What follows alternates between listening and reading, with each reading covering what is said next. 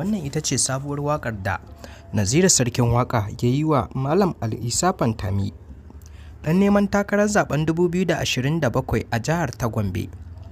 Malamin malami ne wanda da dama daga cikin mutane suna bayyana ra'ayoyinsu a kan tsayawar tashi na neman takarar zaben 2027 ɗin a cikin jihar tashi ta Gombe.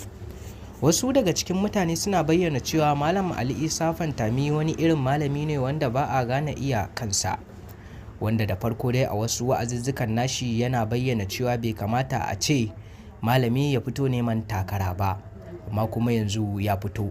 Wasu kuma suna bayyana cewa Malam Al'Isa Fantami a cikin wasu maganganun nasa yana lafka kuskure sosai a ciki.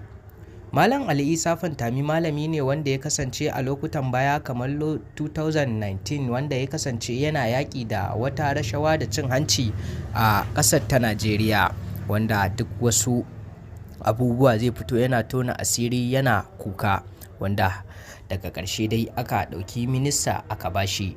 Tun daga nan kuma ba a sake jin ya tofa albarkacin bakinsa ba akan maganar siyasa.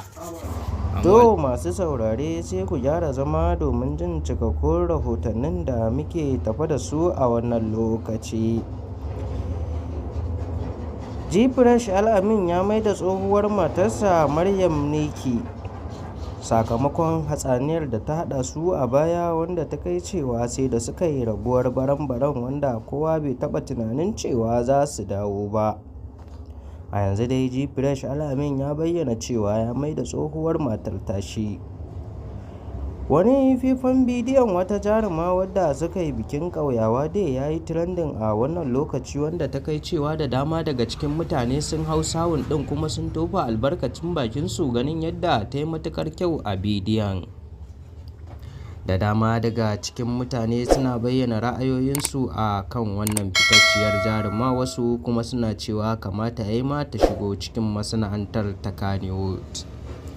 An tona asirin wasu jarumai guda biyu wanda ake ganin cewa suna yin abin da bai dace ba a cikin masana'antar ta Kannywood a wannan lokaci.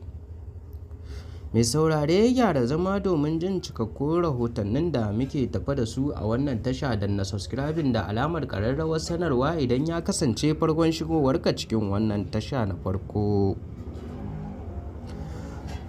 Fresh Al-Amin ya maida tsohuwar matar tashi bayan hatsaniya da suka samu a kwanakin baya. A yanzu ta kai cewa sun samu sun tattauna sun sulhunta, duk da ya kasance wasu daga cikin mutane suna bayyana cewa da za ta auri minista a Abuja kuma yanzu ya kenan.